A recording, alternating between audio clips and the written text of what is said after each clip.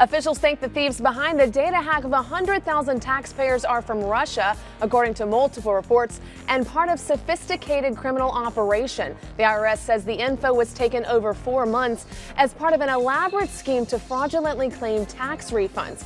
This isn't the first time the IRS has been a target, but it is the biggest. Several audits have warned of problems with database controls, weak encryption for authentication, and failing to properly screen workers. The bottom line, the agency has been adding safeguards, but as it gets smarter, so have the crooks. A criminal investigation is underway. Hey YouTube fans, I'm Landon Dowdy from CNBC. Thanks so much for checking out our channel. Here you'll find videos packed with all the info that you need to be smarter about your finances. Be sure and subscribe by clicking right here and click on all the videos around me to see CNBC's original series Young Money, Tech Bet, Kramer's Mad Money, and all the latest from CNBC.